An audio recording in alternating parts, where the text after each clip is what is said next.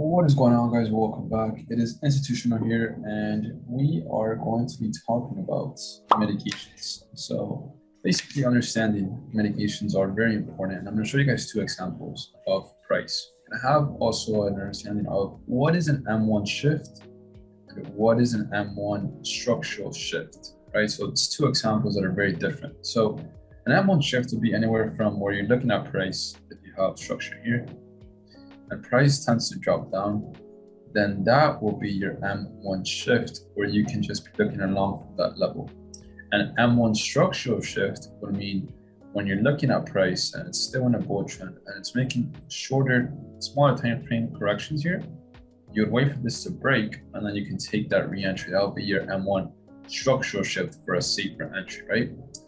Now, understanding mitigations is understanding that once we tap into this, we have mitigated a certain level. And what you're looking for is that M1 structural shift if you want to be in a safer trade. So we'll go over two examples, one with S&P and one with EURUSD. It's going to be a quick video. It's going to be a trade that I took today in the morning with my students. And I'm going to show you guys proof of that. I'm going to show you guys first the trade itself. So when you're looking at price here, you can see how price in this M5 is pushing up impulsively, right? We are pushing up, and a lot of retail traders will be looking at short price. So the problem is that SMC knows that. So they'll want to continue longing price until this is an overbought territory. So if you look at price here, well, where's our structure level from this M5 level? If you look at price to the left, what did we do here? We had fair value gap that we mitigated. So this is your first confirmation that price wants to go higher because we mitigated an imbalance here and it made now a higher low point that led to this higher high. So that already is a confirmation of a mitigation right there in itself. So you can mark that off, you can delete this, you can be looking for some sort of structure leg between this low point to this high point. Why is that? Once again, because we already have confirmation here once we mitigated price over here to the left. Now, obviously there isn't much structure here now. So you want to ask yourself, what can we see here at a discount? Now, looking at price here at this discount, look at this M1 time frame. If you guys drop down here to the M1 time frame, what can you guys see? You guys can see the same concept, right? Where price has dropped down once again. What did it mitigate? Mitigated this right here, right? Mitigated this order block right here. So we had our first mitigation right here that now led to this higher high, right? And if you're looking at price, what do we leave behind here? We have left behind a fair value gap right here with a new order block. So we left that behind and we have now our second entry, which would be right here. So for this trade, all I was looking for was an M1 shift. I didn't need a new level of mitigation because I already understood that price is going to want to continue going higher. Right, it's going to want to continue going higher. We should not see price drop lower, at least for this position trend. So once price dropped down here, and you can see how we pushed down very impulsively. But we continue now, we have a huge rejection candle right here. Once that does happen, you can take your trade when price drops back down to this candle right here. Stop loss below this order block right here. You can take it into the highs right here, a nice little 4-to-1. And now for the trade, I'm going to show you guys. I'm going to go to my Telegram right here. And you guys can see how over here, I told my students to actually take this trade right here. Take the trade, go back. Here's the entry. Now we were at break even. Once this happened, entry, break even. And we have the full take profit. Here's my trade, and here's one of my students' trade that actually took it with me right here.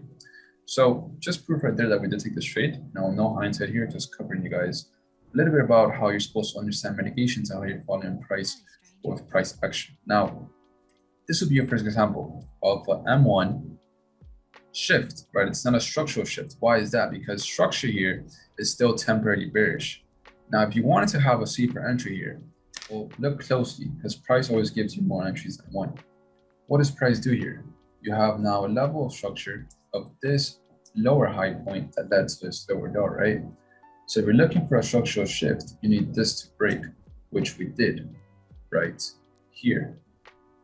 So now applying that, ask yourself, where can we be looking to take price from this range? Where is anything here that's giving us context from? And if you look very closely, that would be right here. Here we have a new imbalance that has to get rebalanced for price to continue going higher. So once price does this, that's when I told everybody to be a break even, because we shouldn't come back down to this level.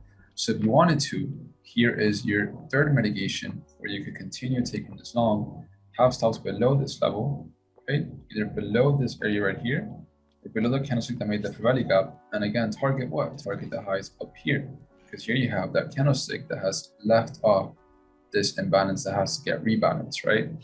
And right there, have it right there above the fair value gap, we get tapped into it, and then price goes higher to take profit, right? So that is a clean example of what is a mitigation, which is this right here. What is an M1 shift, which is this right here.